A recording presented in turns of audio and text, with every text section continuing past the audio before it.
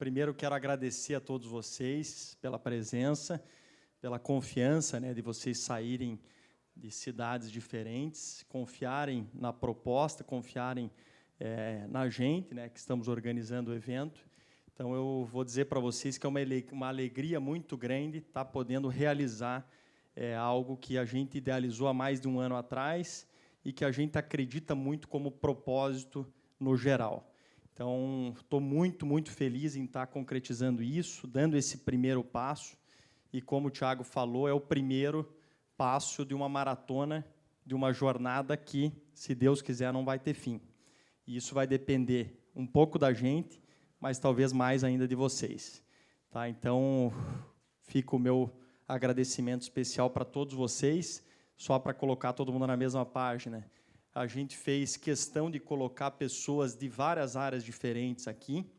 Então, nós temos dentro dos operadores várias tipologias diferentes, como o Thiago falou, mas a gente também tem pessoas que são do elo do food service, mas que não são operadores. Então, a gente vai ter distribuidor, a gente vai ter algumas pessoas da indústria, e eu acho que esse networking, essas conversas que vocês vão ter com todos os elos da cadeia, eu tenho certeza que vai ser bem engrandecedor para todos vocês.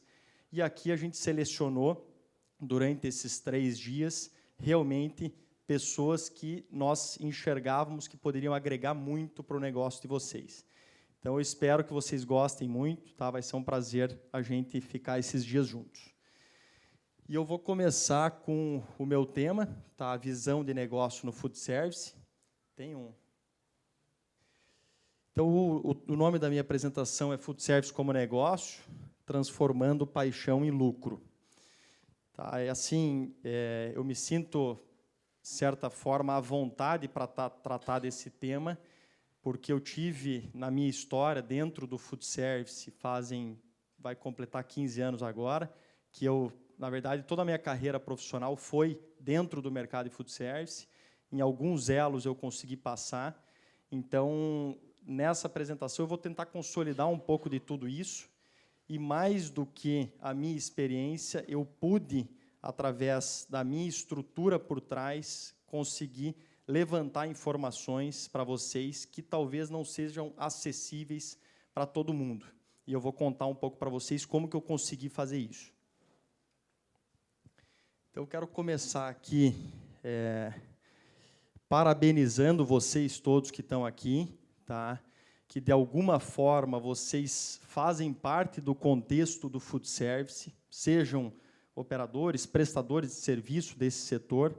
Eu quero parabenizar vocês pela resiliência, tá, como empreendedores. Eu sei do desafio que é, em todos os elos, são desafios diferentes, mas todos eles são extremamente desafiadores. Então, eu quero parabenizar porque vocês que estão aqui, de alguma forma, estão de pé, estão com os negócios de vocês rodando. Então, isso, para mim, né, me dá muito orgulho de fazer parte do food service e de ver empreendedores como vocês também lutando pelos seus negócios todos os dias. Então, essa é uma frase que reflete um pouco, né, da missão do Food Service Academy, que é nós aceleramos as empresas que alimentam o Brasil. E aqui eu quero colocar todo mundo na mesma página, que a gente tem, né, esse propósito e essa responsabilidade muito bonita de alimentar esse Brasil de ponta a ponta.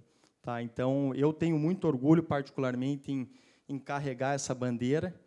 E, mais do que alimentar o Brasil de ponta a ponta, a gente carrega esse Brasil nas costas, porque nós aqui fazemos parte do setor mais empregador do Brasil. Então, a gente realmente, o Brasil depende muito de todos nós que estamos aqui nesse espaço ou que fazem parte do mercado de food service. Então, meus parabéns por vocês serem verdadeiros guerreiros e conseguirem fazer isso acontecer. E eu vou começar a minha apresentação com o primeiro slide, que é exatamente, né, o meu subtítulo da apresentação, que é com uma pergunta, que é como transformar paixão em lucro. Então, pegando o gancho do Thiago, ele já praticamente falou um pouco da tese nossa de que, na gastronomia, existem, diferente de outros setores, existem alguns tipos de empreendedor dentro do mercado de food service. aqueles que são por oportunidade, como o Thiago falou, aqueles por necessidade, mas aqui, na minha visão como, né, elo dessa cadeia, eu vejo que a maior parte dos empreendedores realmente estão ali porque são apaixonados pelo negócio, e isso eu acho que tem o seu lado positivo, porque você vê na cara de alguns empreendedores o quanto eles amam aquele negócio deles. E é por isso que o food service como um todo me dá muito prazer de trabalhar nele, eu acho que é um pouco por isso.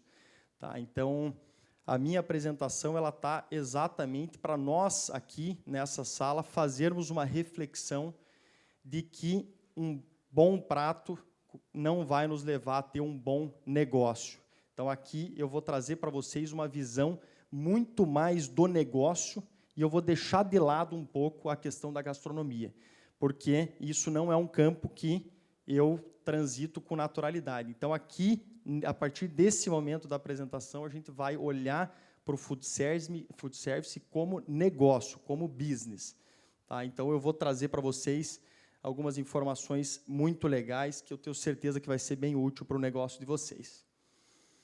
Então, falando um pouquinho de quem sou eu, tá? Eu sou o Bruno Sonda André, eu sou formado em administração pela Universidade Federal do Paraná, eu tenho uma pós-graduação em Lean Manufacturing, que é a gestão Toyota de produção, e tenho também um MBA na Fundação Getúlio Vargas, em São Paulo.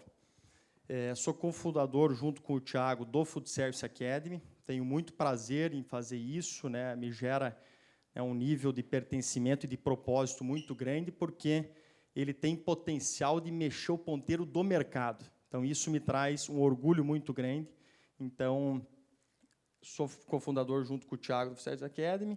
Sou também fundador da Alfama Foods, que é uma indústria de processamento de proteína animal, de carne bovina, frango, suíno, voltada exclusivamente para o mercado de food service. Então, a Alfama é uma empresa que cresceu muito, né? Eu fundei ela juntamente com meu irmão, há mais ou menos 12 anos atrás, e ela hoje se profissionalizou muito. Hoje a gente tem praticamente 620 funcionários, a gente tem 4 fábricas, 3 no Paraná, 1 em Portugal, temos 2 CDs, temos 80 distribuidores espalhados no Brasil todo, e temos muito, muito orgulho de atender mais de 27 mil empreendedores de alimentação todos os meses. Então, isso nos dá muito orgulho, foi com muita batalha ao longo desses anos, mas a gente conseguiu contribuir um pouco com o mercado de alguma forma. E, antes da Alfama, eu estava conversando com o Paulinho, que é um grande parceiro meu de anos, antes da Alfama, eu já fui operador também. Tá? Eu comecei há 15 anos atrás, em 2009, com um restaurante português, chamava Armazém Português.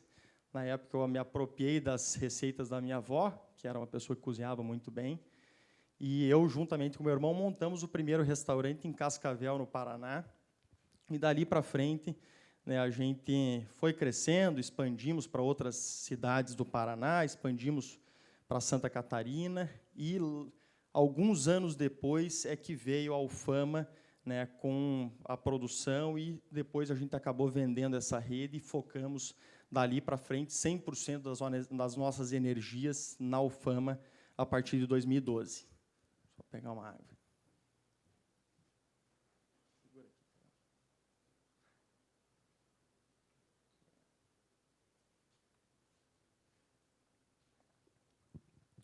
Então, esse aqui é um pouquinho da minha história. Esse aqui é um pouquinho da Alfama. E aqui, eu acho que é o ponto que eu vou contextualizar para vocês, que eu acho que é o ponto mais importante da minha apresentação, até para mostrar para vocês o quão consistente é tudo que eu vou passar para vocês daqui para frente. A grande vantagem que a Alfama me permitiu, através, no projeto do Food Service Academy, foi poder analisar a base de clientes da Alfama e entender, através dela, o que está por trás dos negócios de gastronomia que dão certo e os negócios que não dão certo. Então, essa iniciativa do Food Service Academy começou 1 ano e meio atrás, de lá para cá, ainda era um pouco nebuloso para mim quais eram, de fato, as coisas que mexiam no ponteiro de uma operação, e nós implementamos na Alfama uma coisa que chama, junto com o Douglas, que está aqui com a gente, que chama-se máquina de vendas, que ela começou como um interesse mais comercial e depois a gente virou ela para que ela fosse um canal de relacionamento com esses clientes da base Alfama. Então, hoje a gente atende mais de 25 mil clientes. Ao longo desse um ano, a máquina de venda nos ajudou a trazer dados confiáveis para a gente olhar para essa base e ver o que esses caras fora da curva faziam de diferente dos outros. E esse número ficava em torno de 1.000 operadores. Então, era 1.000 para 25 mil que não performavam tão bem. E quando eu digo não performar tão bem, eu não estou dizendo performar bem os itens da Alfama. Na máquina de vendas, a gente foi além. A gente quis entender o que aquele cara fazia de diferente como um todo, por que ele performava tão melhor do que os outros. Então, a gente chamou isso de inteligência coletiva. Tá? Então, esse, na minha visão, é talvez o conteúdo, o conhecimento que eu vou trazer para vocês, que a grande maioria das pessoas do mercado não tem essa informação. Tá? Então, no próximo slide, eu consolidei tudo isso em 5 tópicos que vão mostrar para a gente um guia de o que esses caras fora da curva estão fazendo para performar melhor do que os outros 95%. E na terceira etapa da minha apresentação, eu vou mostrar como implementar isso. Tá?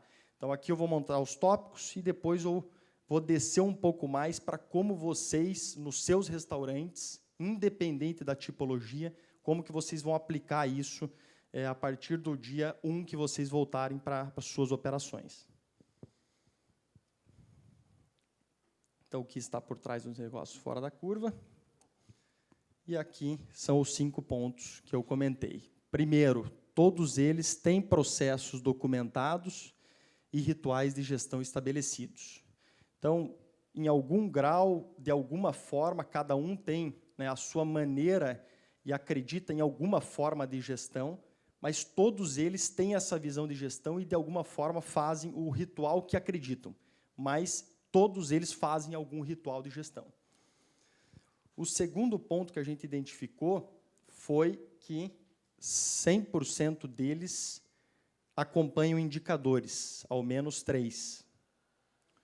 Terceiro, todos fazem treinamentos ou alinhamentos de objetivos com toda a equipe, ao menos uma vez por mês. Então, 100% dessa base, que é a média alta de mercado, faz alinhamento uma vez por mês. Todos eles fazem contagem de estoque. Tá? A maioria faz semanalmente, mas, como a gente está falando em 100%, então todos eles fazem pelo menos mensal e controlam os seus desperdícios. E todos eles já fizeram ou fazem marketing digital nos seus negócios. Tá?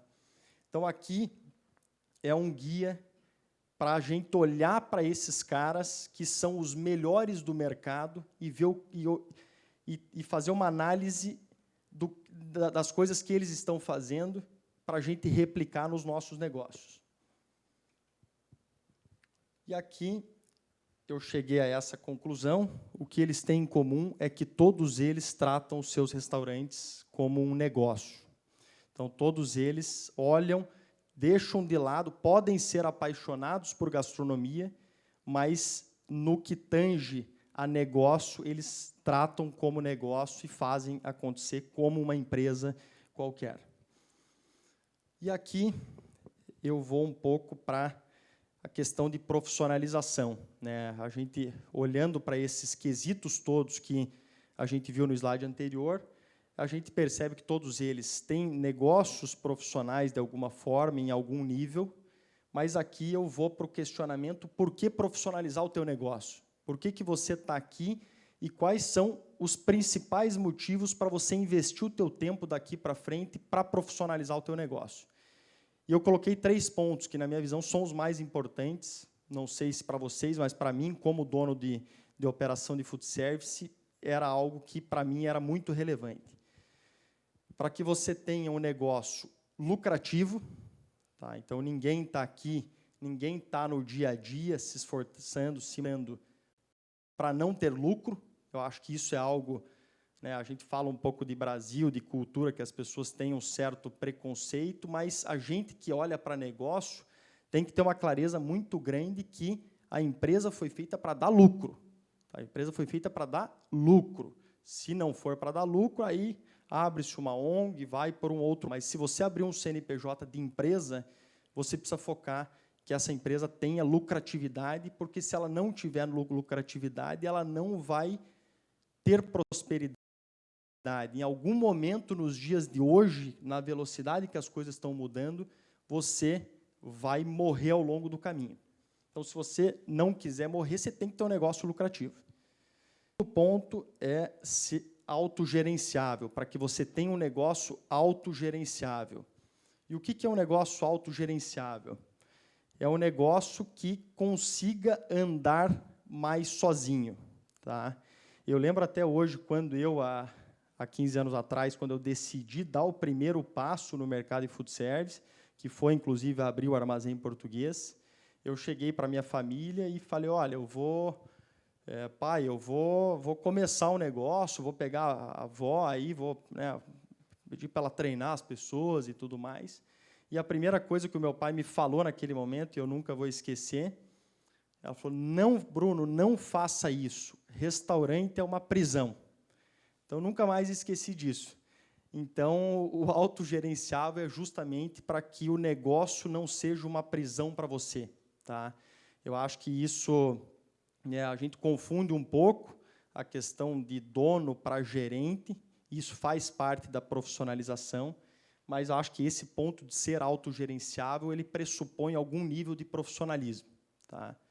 E o terceiro ponto é com o autocrescimento. Então, é lucrativo, autogerenciável e com autocrescimento. E aqui eu vou para uma pergunta, até quero ver se alguém tem alguma ideia. O que diferencia um empresário profissional de um empresário aventureiro? Alguém tem alguma sugestão? Gino.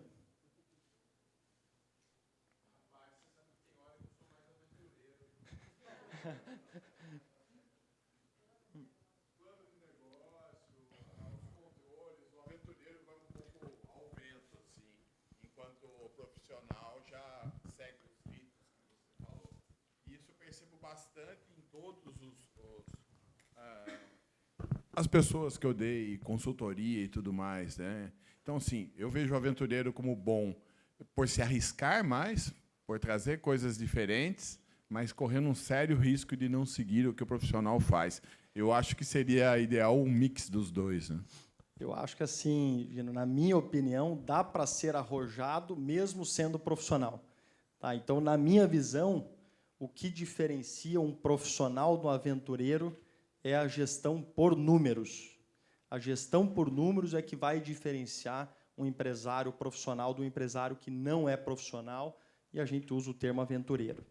Então, para mim, isso é o que diferencia esses dois perfis.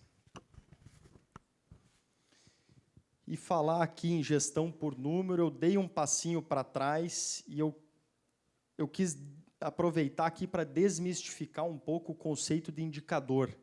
Sabe, as pessoas têm um certo receio quando se fala indicador, porque às vezes não sabe direito o que é.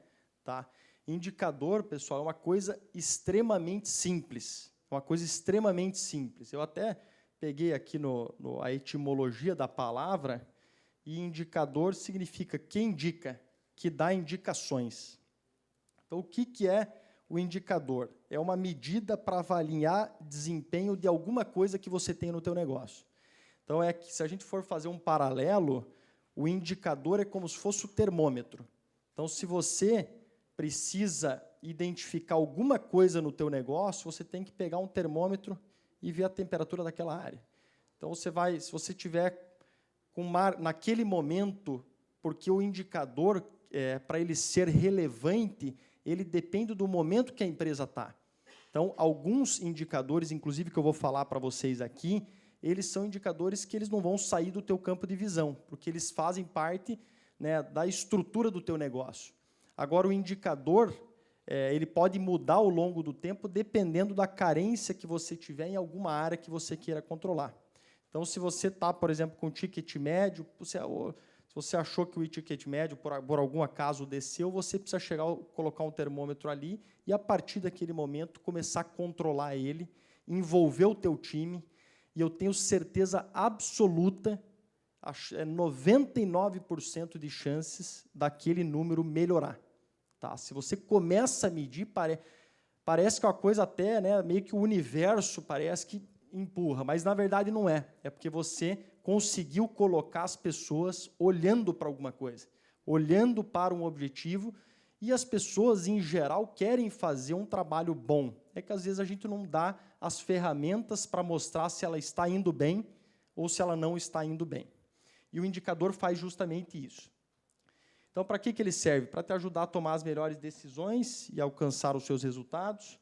E ele funciona fornecendo as informações se está bom ou se não está bom. Se está bom, conforme a tua expectativa, ok. Se não está bom, a gente precisa trabalhar em cima daquele indicador com a tua equipe. E aqui eu elenquei 4 pilares, na minha visão, de qual que é o poder dos indicadores para uma empresa, para qualquer negócio. E aqui, o indicador, eu não se restringe ao mercado de food service, pelo contrário, né, qualquer empresa precisa disso, inclusive o mercado de food service. E eu vejo que, na maioria dos casos, no mercado de food service, existe uma carência muito grande em relação ao controle desses indicadores. Mas, basicamente, ele serve para quê no nosso negócio? Primeiro, focar no que importa. Tá? A priorização parece ser algo simples e natural, mas não é. Ter sabedoria na priorização é algo muito importante. Tá? Então, eu acho que a partir do momento que a gente coloca alguma coisa, fica muito mais fácil a gente saber aonde a gente precisa colocar energia. Segundo ponto, muito, muito, muito importante, direcionar a nossa equipe. O que eu mais ouço em todos os lugares que eu giro, que eu rodo e converso muito com o operador, 100% deles reclamam de mão de obra. Tá? Acho que isso é uma coisa geral do mercado, cada vez está piorando mais, né? Eu acho que está cada vez havendo uma escassez maior de pessoas querendo trabalhar, mas eu, em contrapartida, acho que a maioria dos empresários não consegue dar o mínimo de ferramenta para ajudar essas pessoas a se engajarem. E aqui está um dos pilares centrais que vai te ajudar a ter uma equipe mais engajada com você. Então, a partir do momento que você colocou o indicador, mostrou para ele o que é importante e qual que é o número que você precisa buscar, você pode ter certeza absoluta que ele vai se engajar muito mais com o teu negócio. E o terceiro ponto, talvez não, o mais importante de todos, é que você vai tomar ação em cima dos indicadores que não estão de acordo com a tua expectativa. E isso vai fazer com que, no final, você melhore os seus resultados como um todo. Pode falar.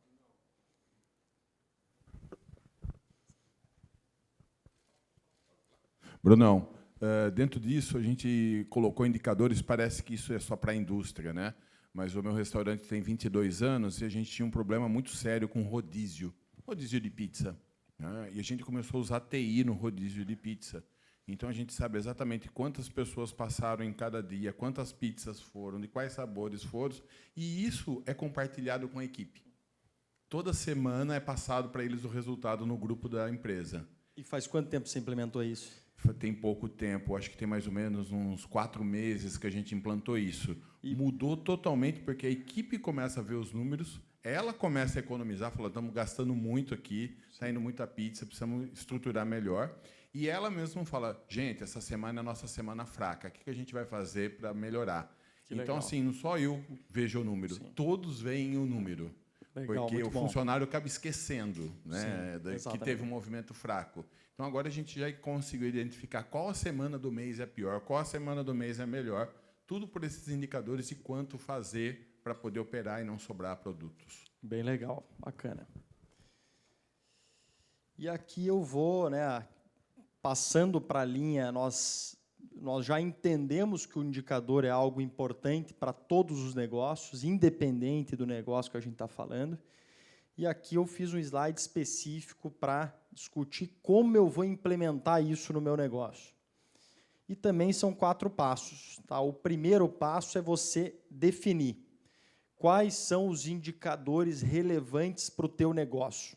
Tá? Eu, aqui hoje, vou te dar o que eu acho que precisa ser controlado. Agora, cada negócio tem a sua peculiaridade.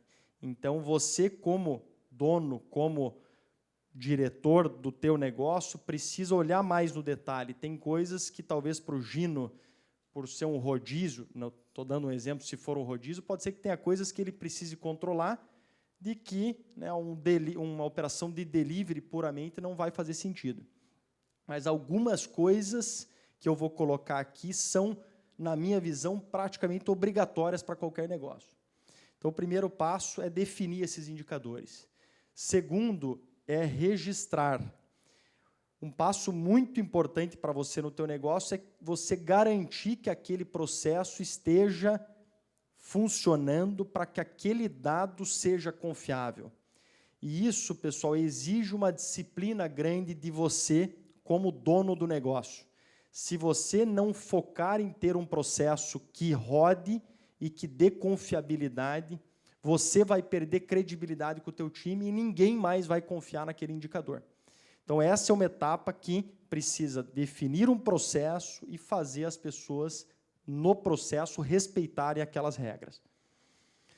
A terceira é analisar, tá, o que esses indicadores, o que esses números estão nos revelando. Existe uma tendência de melhora ou uma tendência de queda? Esses números, quando você analisa, eles te mostram alguma coisa.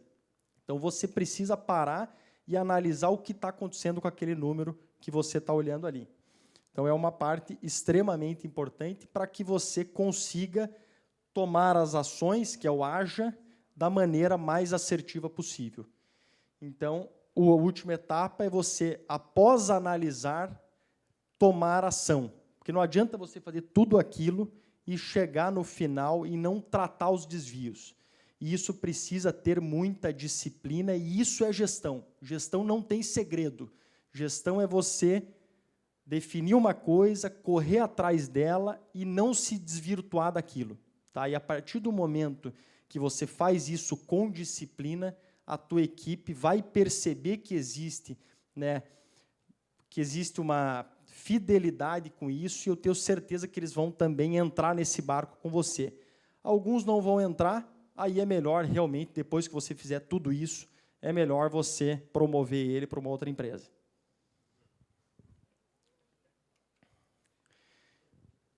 Então, aqui eu vou descer um pouco mais, na parte um pouquinho mais conceitual. Tá? Eu acho que faz parte, primeiro, do entendimento para vocês todos, e eu acho que se eu tivesse tido se tivesse claro para mim esse conceito que eu vou falar para vocês agora, se ele tivesse sido claro para mim quando eu comecei, ou nos primeiros anos de trabalho que eu não conhecia, talvez as coisas teriam sido diferentes e talvez teria sido bem mais fácil para a gente conseguir atingir os resultados que a gente gostaria. Então, aqui eu vou passar rápido, porque no próximo slide eu vou fazer uma analogia para facilitar o entendimento de todos. Mas aqui eu vou falar sobre regime de competência. O regime de competência, ele entrega para a gente um relatório que chama-se DRE. Acho que todos vocês já ouviram falar, que é o demonstrativo de resultado do exercício, tá? Que é o lucro da tua operação, desde o faturamento até o lucro. E a gente tem, do outro lado, que é o outro extremo, é o regime de caixa, que nos entrega como relatório um relatório chamado DFC, demonstrativo de fluxo de caixa. Então, eu vejo, principalmente nos negócios de gastronomia, não existe uma preocupação com o regime de caixa. Está todo mundo olhando só para o resultado. E eu vou mostrar para vocês aqui o risco que vocês têm, operando o negócio de vocês, de não saberem isso e de não controlarem o caixa da maneira correta. Porque o caixa, meus amigos, é o que vai fazer o teu negócio permanecer de pé. Tá? Então, eu fiz até um curso há 10 anos atrás, aí que eu aprendi de verdade o que eram essas duas coisas, na Fundação FIPECAF. Eu saí lá de Cascavel, na época eu morava lá, fui a São Paulo, fui eu, meu irmão, o André, que era o diretor comercial, e o gerente financeiro nosso. Nós fomos os 4 para São Paulo de ônibus, e a gente passou 2 dias num curso de controladoria. Curso de controladoria para entender um pouco do todo. Nós levamos essas 4 pessoas. Foi um investimento alto na época, mas a gente acreditava que isso podia nos ajudar a desmistificar algumas coisas, porque a gente estava numa dificuldade extrema naquele momento financeira. E aquele professor, eu nunca mais esqueci, depois de 10 anos, eu nunca mais esqueci o que aquele cara falou, aquele professor falou. E é muito simples o que ele falou, mas aquilo me tocou, e eu acho que, daqui para frente, na minha apresentação, eu vou fazer sempre um paralelo com o carro, que é uma coisa que todo mundo, né, tem essa facilidade de fazer o paralelo, e foi o que ele fez lá atrás, e eu nunca mais esqueci disso, foi muito positivo para mim ao longo desses anos. Então, aqui, o DRE, que é o lucro operacional nosso, do nosso negócio, ele é como se fosse o óleo de um carro. Tá? Então, você precisa olhar para o óleo do teu carro, você precisa cuidar dele, mas se você rodar eventualmente um pouco sem o óleo, você consegue tocar. Em algum momento o teu motor vai fundir, mas você consegue rodar em algum tempo sem óleo. Já o caixa, o DFC, que é o caixa final, ele é a tua gasolina. Então, se você não cuidar da tua gasolina, você vai ficar no caminho. Você vai ficar porque você não consegue sair do lugar sem gasolina. Então, aqui, toda a base da minha apresentação daqui para frente, ela vai ser baseada nisso. Nunca esqueçam disso. A gasolina da tua empresa é o caixa. E o lucro dela é o óleo. Tá? Então, você tem que estar olhando semanalmente, se não diariamente, no caso do caixa, você precisa olhar para quais são os movimentos do caixa. E isso eu vou tentar simplificar ao máximo para vocês. E eu dei um exemplo aqui mais para frente um pouco, de um faturamento de X, quanto que de fato entrou no teu caixa, porque tem uma variável que chama-se prazo de recebimento. Às vezes você vendeu, mas não recebeu ainda. Então, você não teve aquele dinheiro no teu caixa, mas ele é um faturamento. Então, é isso que eu vou tentar daqui para frente mostrar para vocês. Se eu sair hoje com vocês entendendo bem o que é o caixa, o que é o regime de competência, o que é o regime de caixa, eu vou ficar muito feliz, porque eu tenho certeza que vai ajudar muito vocês a terem um pouco mais de visibilidade sobre o que de fato está acontecendo na operação de vocês. Porque, às vezes, falta caixa, às vezes não é o lucro o problema, às vezes é um prazo de pagamento de alguma coisa. Então, é aqui que eu vou mostrar para vocês um pouco disso. Então, a DRE traz as melhores informações financeiras de um negócio, como faturamento, margem de contribuição. Eu vou explicar um pouquinho o que é esse indicador, muito importante para a gastronomia, muito importante para o food service. O CMV, que é o indicador número 1, é o lucro, as despesas e o ponto de equilíbrio. Isso tudo, todas essas informações estão no DRE, não estão no DFC. E aqui eu fiz um pequeno resumo do que é um DRE, tá? Como que ele é a estrutura básica dele. Então, a gente tem...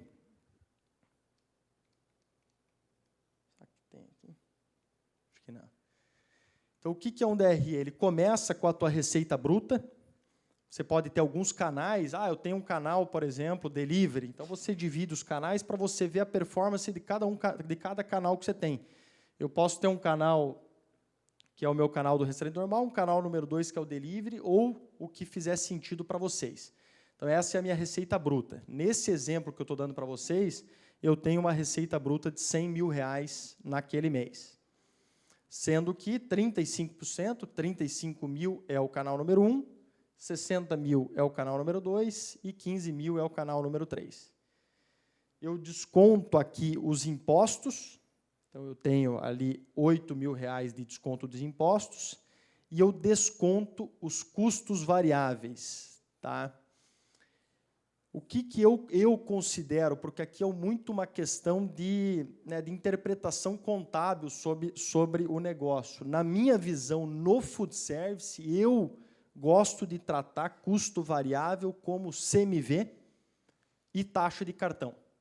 Então, esse, na minha visão, são os dois custos que eu trato. Tá? Então, dos impostos, eu desconto o CMV e a taxa de cartão. Então, dos 100 mil, eu descontei os 8 mil e descontei os 38 mil. Eu tive uma margem de contribuição de 54 mil. Ou seja, 54% é a minha margem de contribuição do meu restaurante. Da margem de contribuição para baixo, eu tenho só despesa, em 3 grupos que eu gosto de trabalhar no food service, que é despesas com pessoal, despesas com infraestrutura e outras despesas. Então, eu acho que assim, uma coisa importante no momento que vocês forem implementar é você consolidar esse DRE. Não adianta você ter um DRE desse tamanho, porque você não consegue enxergar os macronúmeros. Então, assim, faça a coisa mais simples possível e, caso aquilo esteja destoando, você desce e se aprofunda mais. Mas o segredo do DRE é você enxugar ele o máximo possível para você ter os macronúmeros, pelo menos os macronúmeros monitorados mensalmente. Então, da margem de contribuição, eu desconto as despesas e, daí, sim, eu chego no lucro ou prejuízo da operação. Então, nesse meu exemplo, eu tive 100 mil, descontei 8 mil de imposto, 8 mil de custo, cheguei na minha margem de contribuição de 54%, e, dali, eu descontei os 45 mil de despesas, sendo pessoal, infraestrutura e outras despesas. Então, assim, pessoal, esse é um DRE modelo que, na minha opinião, funciona muito bem para os negócios de food service. E aqui eu vou fazer uma sequência de alguns slides do que eu considero, considero fundamental ser controlado. Então, eu peguei os principais indicadores para o food service. Então, o primeiro deles, a margem de contribuição, como eu comentei com vocês. O segundo é o CMV, que é o custo da mercadoria vendida. Eu vou mostrar para vocês um slide do como que é a conta do CMV. Muitas pessoas, às vezes, fazem o CMV projetado, calculado com base nas fichas técnicas, mas, infelizmente, não funciona. Tá? Então, eu vou mostrar para vocês o que é a conta ideal de você fazer semanalmente do teu CMV. E eu tenho aqui o lucro ou prejuízo da operação. E eu tenho o ponto de equilíbrio. O que é o ponto de equilíbrio? O ponto de equilíbrio é a quantidade que eu preciso faturar para o meu negócio empatar em lucro e não ter prejuízo, ele ficar no 0 a 0. Esse é o ponto de equilíbrio. E como que eu chego no ponto de equilíbrio? Eu pego as minhas despesas, então, tudo que eu tenho de despesa, e eu divido essa despesa pela minha margem de contribuição. Então, se eu pegar o exemplo daqui, ponto de equilíbrio, despesas sobre margem de contribuição. 45 dividido pelos 54%, eu tenho um ponto de equilíbrio neste modelo aqui de R$ 83.000. Então, eu preciso faturar 83.333 para minha conta zerar todos os meses. Isso é para quem está começando ou está querendo começar um negócio, é uma conta fundamental para você fazer antes de começar. Aí você já tem, você já começa com uma meta praticamente dada de bandeja. Ó, nós temos que começar no primeiro step, tem que ser pelo menos zerar a nossa conta. Então, é uma conta bem importante, talvez para quem está rodando há mais tempo, que já superou esse nível do prejuízo, enfim, aí talvez não esteja tão relevante, mas para quem está começando o negócio é um indicador fundamental. E aqui eu dou um exemplo do que é, o que é fazer gestão em cima desses indicadores e deste DRE.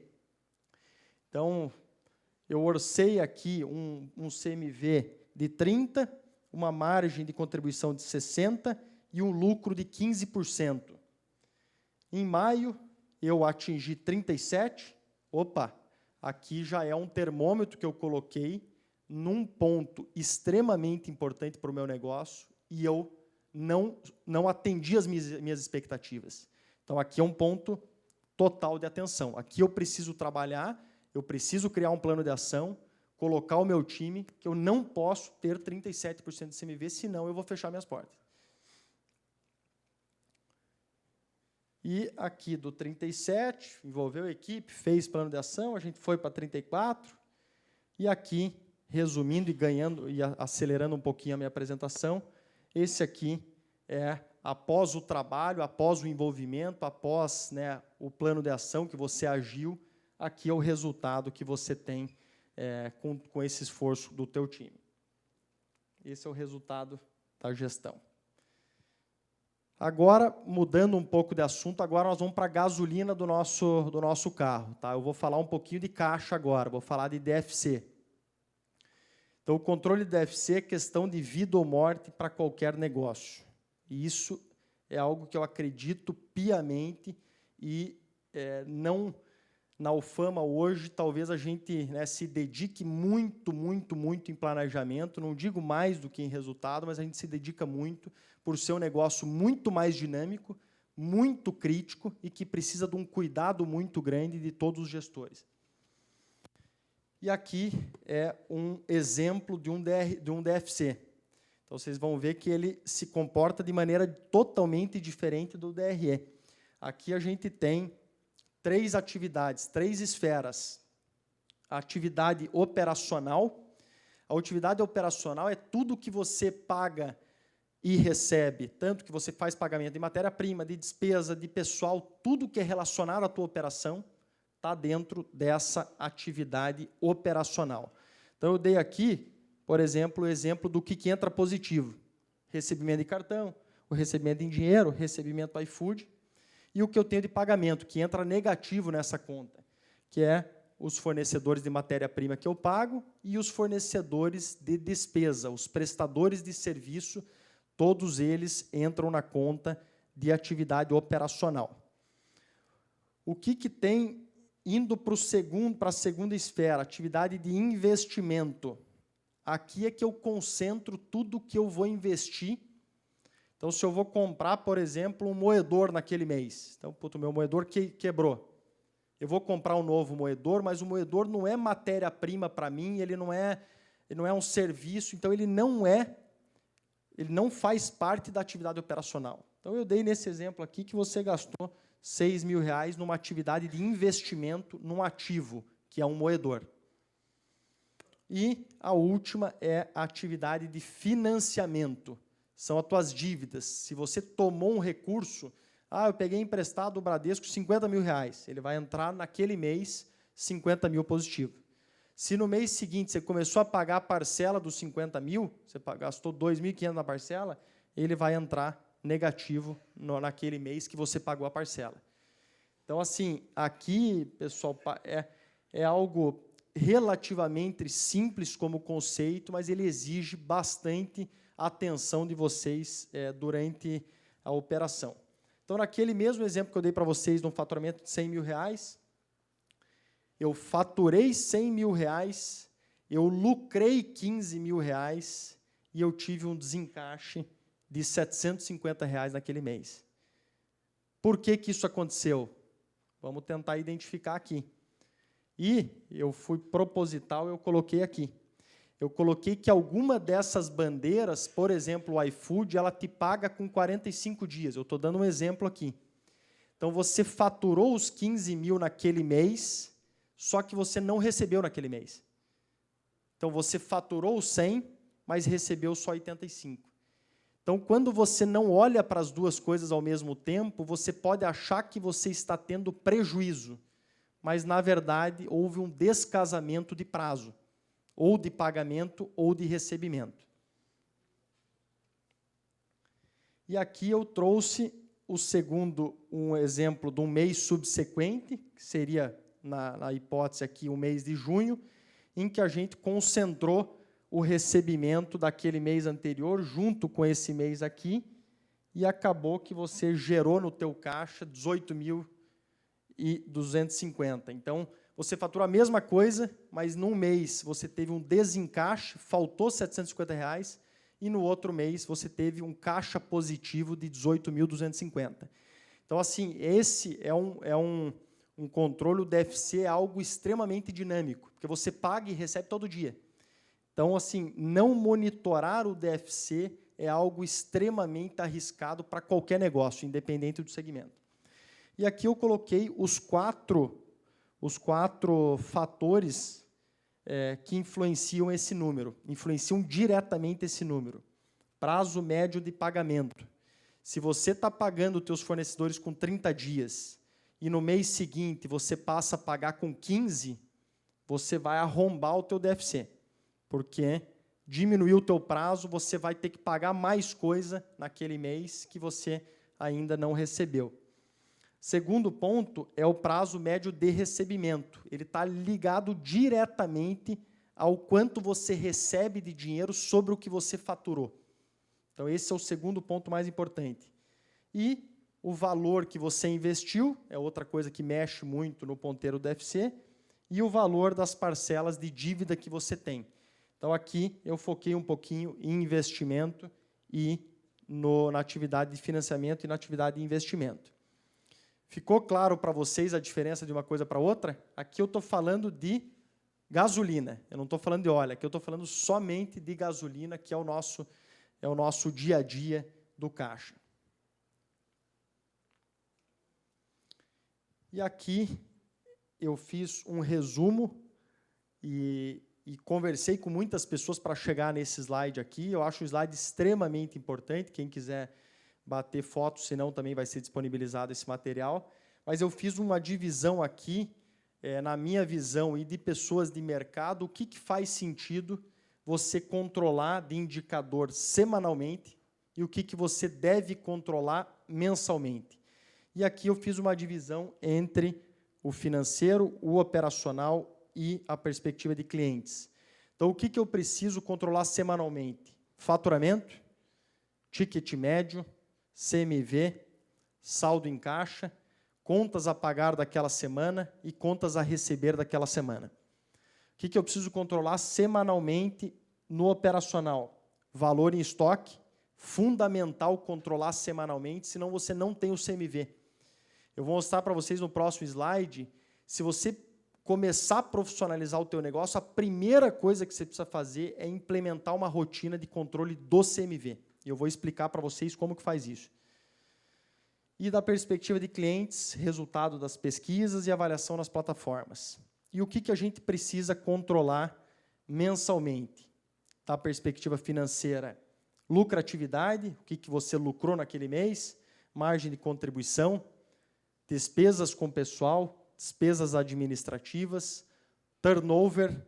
Turnover é o giro de funcionários que você tem. A gente sabe hoje que para você mandar um funcionário embora tem um custo alto, então você monitorar o turnover dessas pessoas é importante para você, primeiro, reduzir custo e, segundo, você poder ter as pessoas que você investir em treinamento, você ter essas pessoas permanecendo na tua empresa. E orçado versus realizado.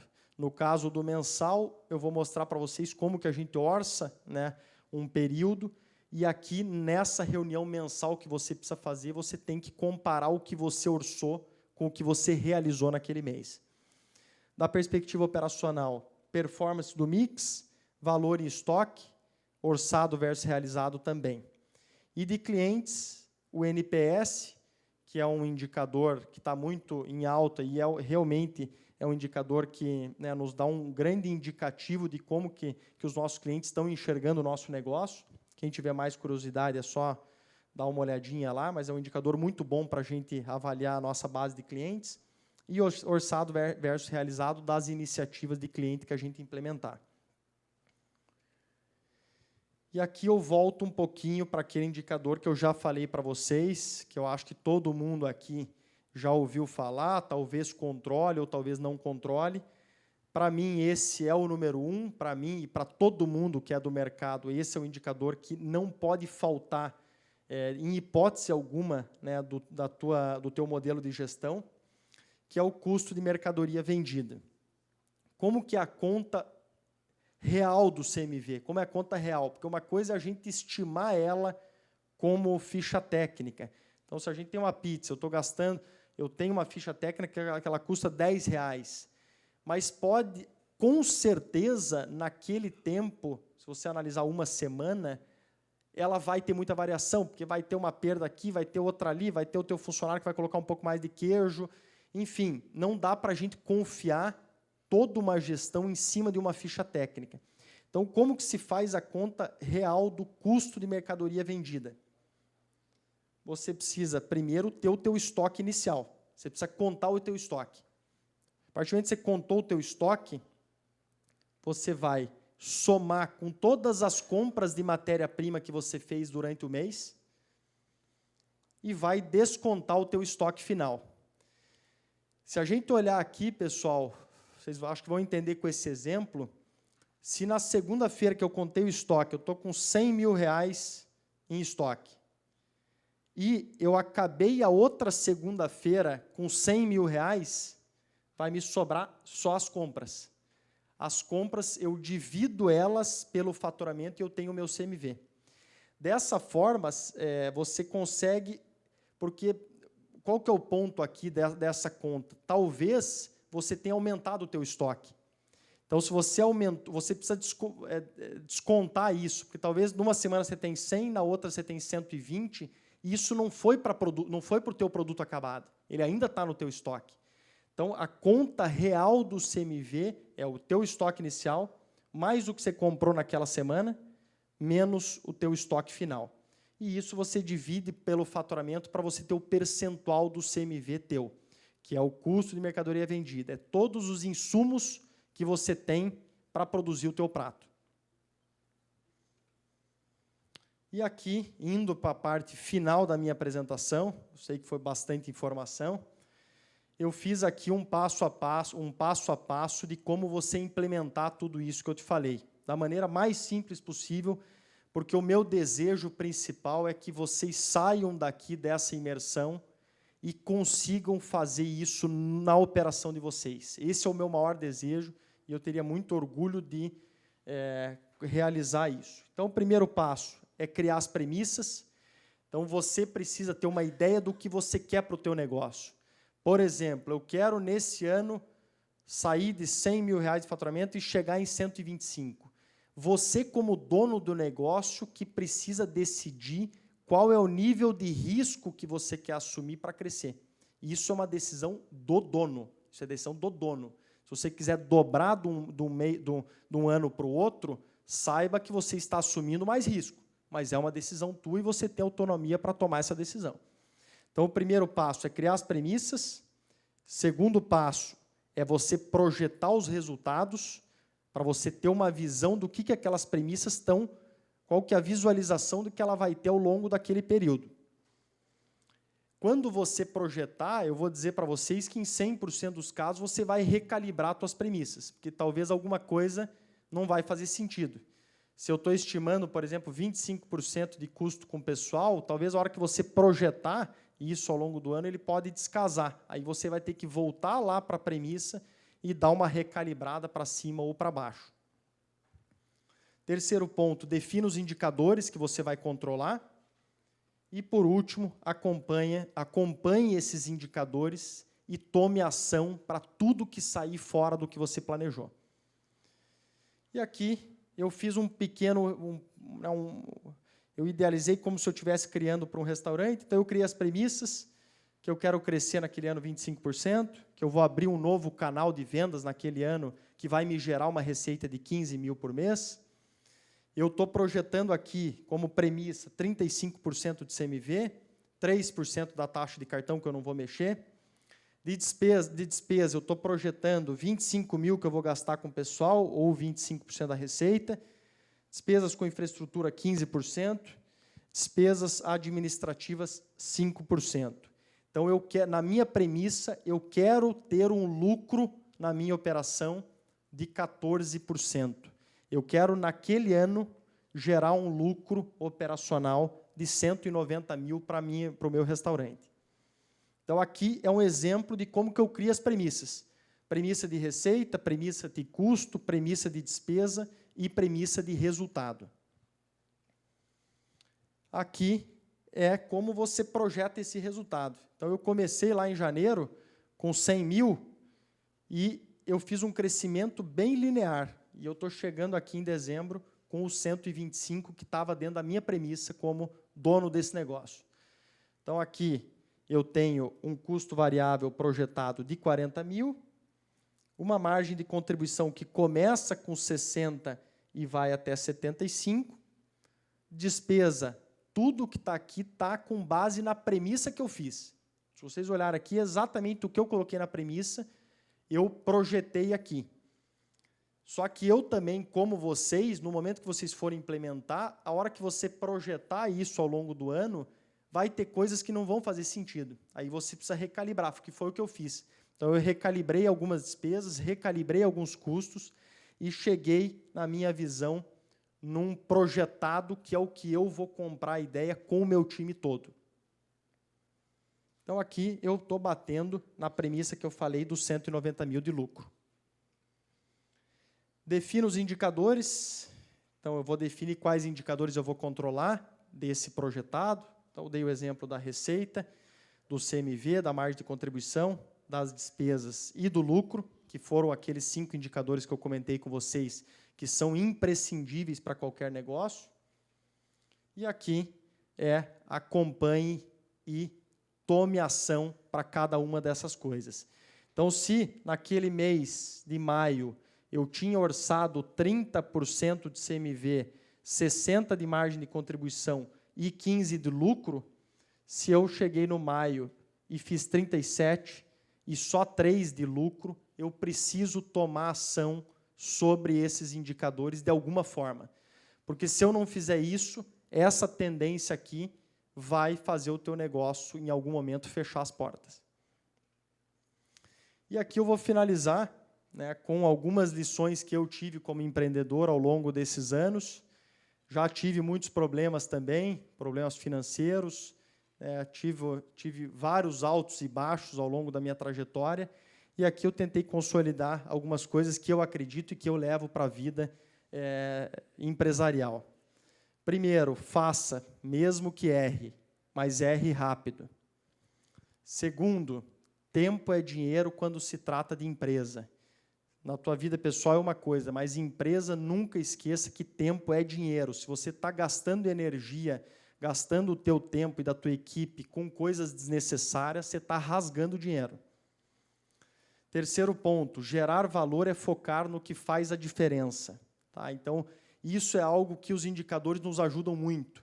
O que realmente entrega resultado? É nisso que a gente precisa concentrar as nossas energias. A gente sempre vai ter pouco recurso, poucas pessoas.